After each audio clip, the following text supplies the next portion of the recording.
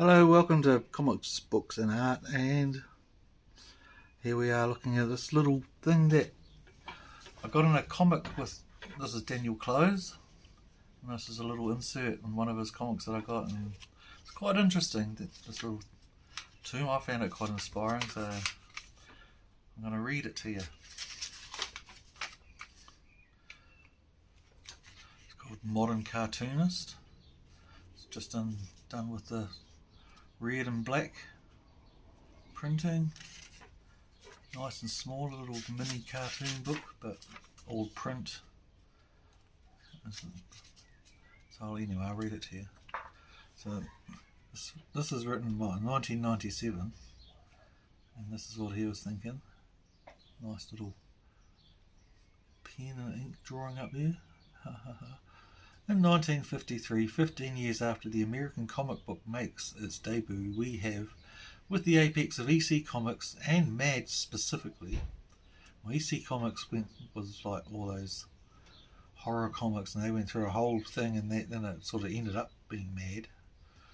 The first inklings that comics may have some sort of potential beyond lowest common denominator kid stuff. Well, yeah, I guess it was getting a little bit more sophisticated. 15 years beyond that, we have the underground comics movement, and another 15 years later we have the start of the unnamed adult comics movement, spearheaded by Raw, Love and Rockets, and Weirdo. I'm familiar with all of them.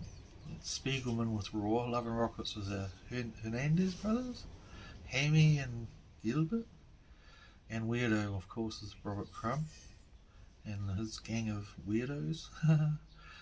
Apparently 15 years is the time it takes for one generation to absorb the discoveries and failings of the previous generation and to grow up and produce their own comics. The next creative epoch is due to begin in 1998. Okay. Are we on the brink of rapture or Armageddon? Well, here in 2024, I'd say it was Armageddon. The advent of AI and God knows what. Anyway, at this moment there are, I'm guessing, certainly no less than 3,000 people in America who identify themselves as cartoonists. Of these, there are, by my estimation, 20 to 25 creators producing work of an extraordinarily high order, and another 25 or 30 with noble aspirations, but slightly less impressive results. Okay. These 50 artists have emerged gradually from the 1983 crowd, which makes this the most artistically successful 15-year period in the history of comics. In part, I suspect, because it all began and continues to exist in obscurity, free from the fear of state or corporate censorship, and removed from any cultural movements. Its namelessness is an undeniable asset. Therefore, the young artist of 1998 has a problem. How to assert his or her own voice in a field where so many unique voices exist already. Well, that's like in any field, isn't it? Will this lead to a lull or an ever-expanding continuum? Well, comics are still alive, I say. Albeit they're changing form all the time with the advent of AI is quite... Well, you can't stop it, that's what I say, you can fight it, but it ain't going away. However, anyway, we'll continue. And where do the remaining 2,950 cartoonists fit into all of this? The comic book field, I direct this discussion to the comic books rather than the daily strips, because the world of syndicated strips, with 2 or 3 at most exceptions, is a homely waste head that serves only as a scarecrow to the elusive mainstream audience. I guess comics really are for idiots. At large is people by teenage millionaires who draw to create fodder for development deals, and those in waiting to be the same. This is all underlined in red for some reason. Okay, it must be something with this illustration. The creations of these, and especially their low-end imitators, are not devoid of content.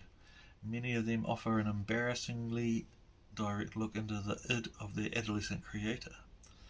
The musculature of the average super being is a labyrinth of castration and anxiety and gender confusion. Okay.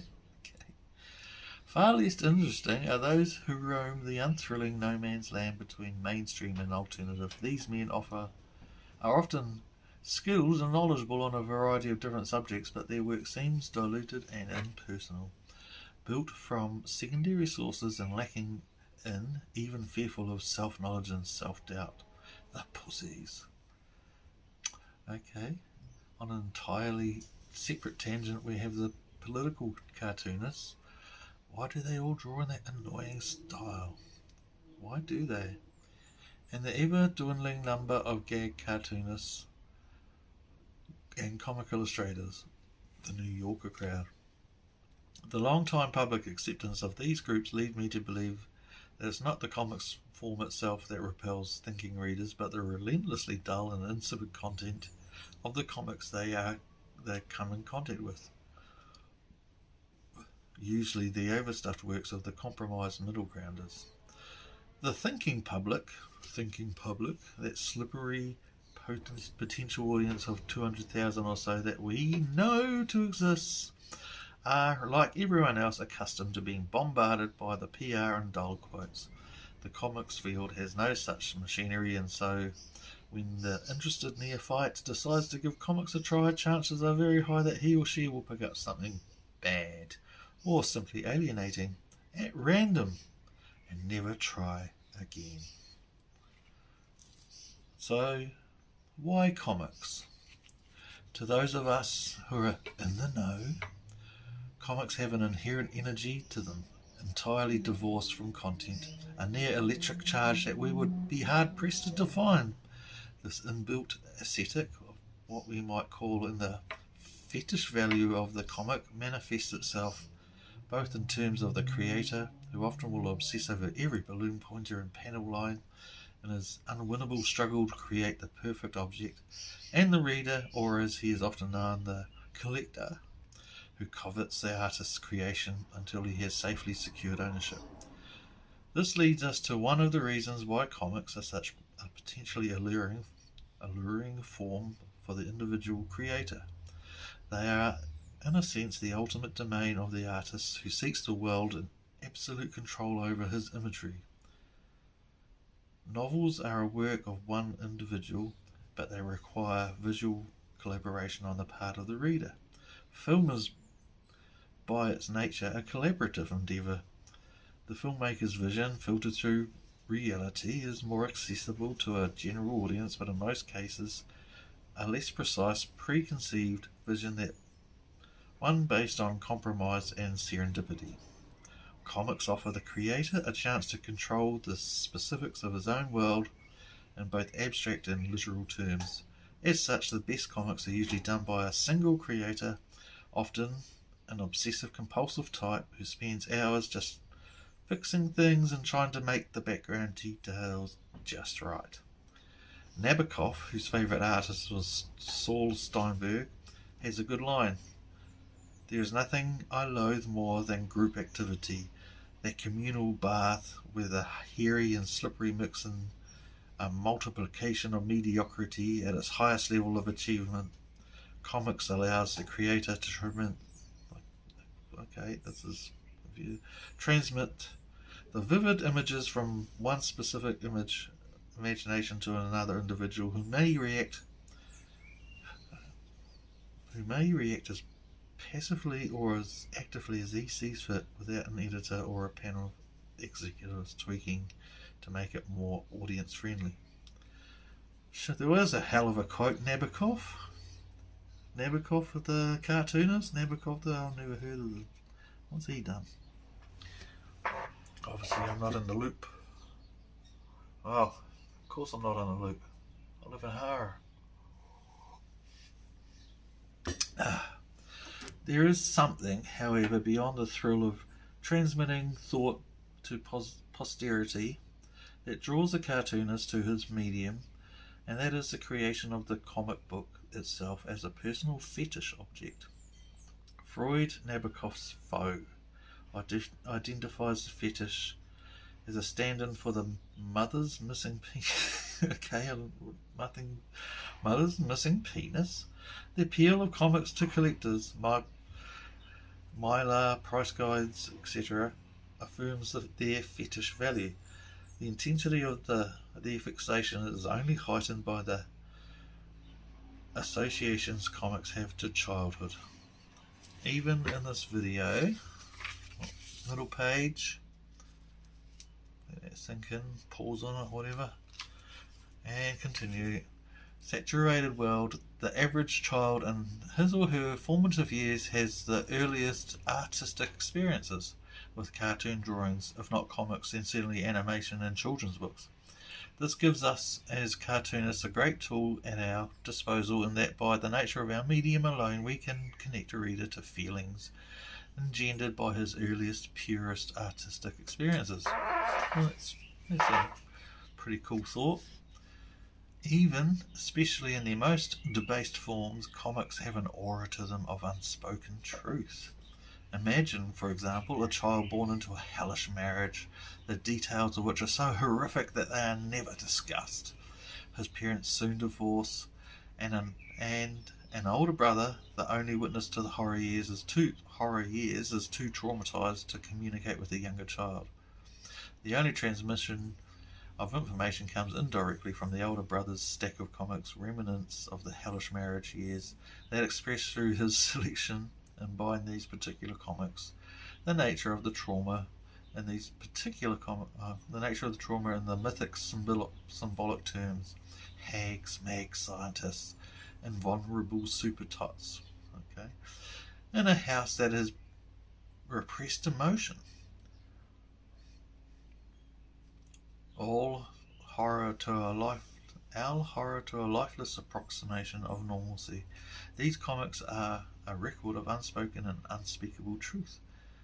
If the young boy should one day create his own works of art, we could expect him in some way to address this hidden language and to interpret his notions of the truth based on the experience. If we enlarge this and apply it to society as a whole, we see the inherent value of the working in a field that is beneath consideration. While we are certainly held at bay by the preconception of the general audience, we also stand to gain in ways that are often unwilling to exploit. This aura of truthfulness that we speak of comes as a byproduct of being thought of as an unsophisticated and culturally, financially insignificant. The sophisticated and significant cartoonist can, for the time being, twist this to his or her advantage, having both ways, with the awareness that if he manages to achieve any degree of acceptance alongside the more respectable sort of creator, this is not insubstantial quality will to be lost forever. Boom! Well, there's some heavy thought going on in there. I have to just take a rest, people, because how's bells? Reading is fun. But no, it's pretty interesting. So we'll continue, because it's only a short book. We'll get there in the end. It's not going to take much longer.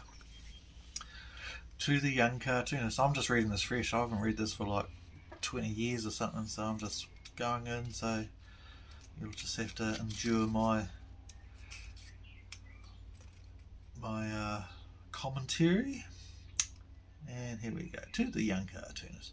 The sheer amount of craft for which the cartoonist is responsible, from drawing to acting to typography, yes, etc., etc., etc., takes years for even the most gifted prodigy to assimilate, a process made all the more difficult by the woeful lack of satisfying examples to follow. Okay, well, I think there's a lot to follow anyway.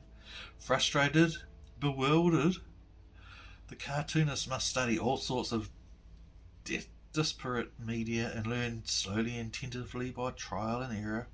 Ideally, therefore, the cartoonist, like the novelist, the painter, etc., should be able to do his best work in his 40s or 50s, after he's had a chance to develop some confidence. But only a few determined souls are able to maintain their enthusiasm for that long without giving in to easy formulas, shortcuts, etc. Or even if you fucking get up there and make a living out of it, you know.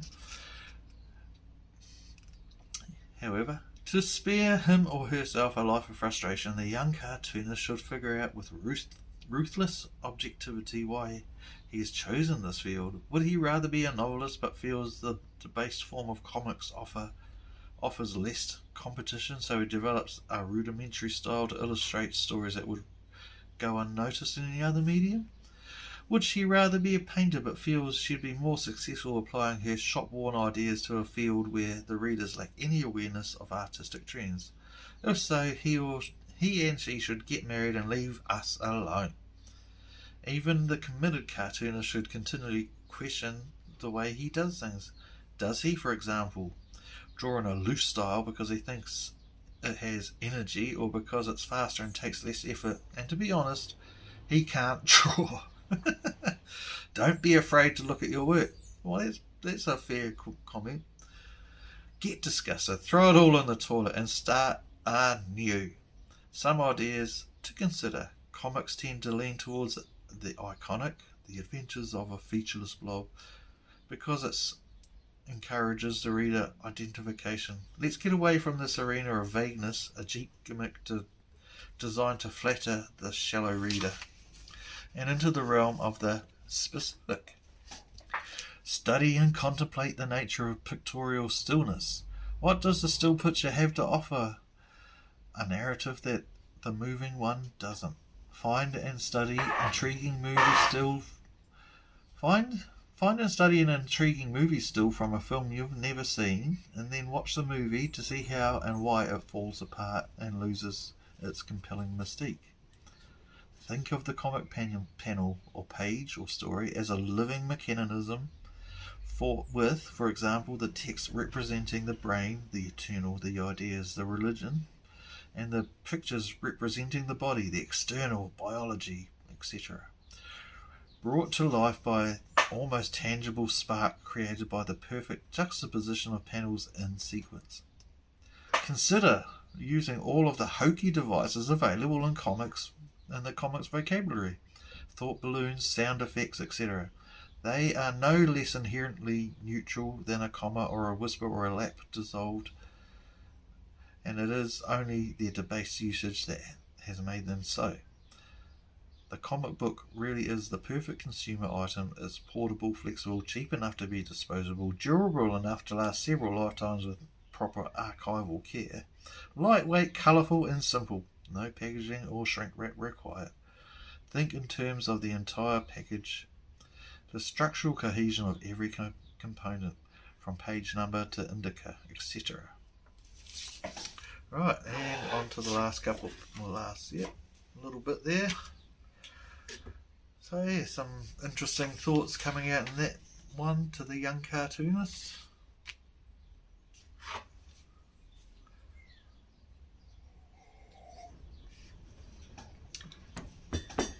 Last pages, page 13, the future and beyond. I don't know what this dude's doing here. Is he cutting his wrist? Jesus Christ, I don't even think I've fucking seen that before. Okay, that's grim. As we enter, voiceless and impotent, a digital age of instant access, of constant excess, the fragile chemistry of this, our handheld, non-automatic pictorial narrative device and its inherently sublime nuances. I think he's describing a comic there. The texture and silence of the pages and our profound trust in the processed wood pulp to convey these charms without threat of mechanical failure or annoying chirping sounds. Okay, very good. It would have been the 97. Appears to be in grave danger. Reading a comic book as God intended is a simple pleasure, and as such, our precious pictorial pamphlet, like vaudeville and the magic lantern, is just the sort of thing that gets crushed in the gears of progress. Okay, there will be There will probably continue to exist picture word narratives in some technologically advanced form. Yes, there certainly is. But once these still noiseless moments are transferred to a world of overwhelming possibilities, can't you just hear the irritating sound effects? They will become underachieving aliens to their context, condescended to by their very mode of transmission. Who will want to look at such a sad spectacle? Especially when the turning of a knob brings us the 3D stereo all necrophilia channel. Well, he's not too far wrong. It's like walking past a sad mum and pop grocery store and next to a giant supermarket. A sad mum and pop grocery store, sorry. You want to support it, but somehow it seems almost cruel to prolong its misery. The new technology promises a structural shift. Democratization is the word they use. Well, they use lots of words now, buddy. In the reader's favour, giving him an exaggerated role in a give and take between artist and audience. Is he to be given choices so he can interact with the narrative? Is this a good thing? Is our every reader a worthy collaborator, or does his involvement dilute the whole process? Well, dilution probably. Do we as readers want this? This is where the entertainment media at large is headed, to pander to the impatient lout, yes, and to provide them with material that ranges from masturbation fodder, extremely so these days, to the narrative, and they've made it so acceptable it's ridiculous, to the narrative equivalent of a roller coaster ride. Oh, it's all happening, man, don't you worry. It's precisely because of this all-round cultural decline that you've seen it coming, but you're still surviving, bro, that I see hope for the comics industry to continue into something resembling its present incarnation for the foreseeable future. Perhaps even to break out and somewhat reach a larger audience. Well, Marvel Universe did that, didn't it? So yeah, that worked in a weird way that us undergrounders probably like, okay. For one that has the impulse to read but has lost taste for words without accompanying pictures. Beyond that, comics will continue to exist as long as they are made.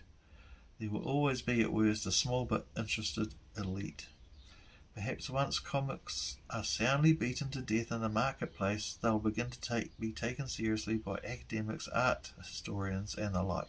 But this can't happen unless dedicated cartoonists continue to produce comics of such increasingly high quality they are eventually impossible to dismiss and ignore. Well, I think we've got there, buddy.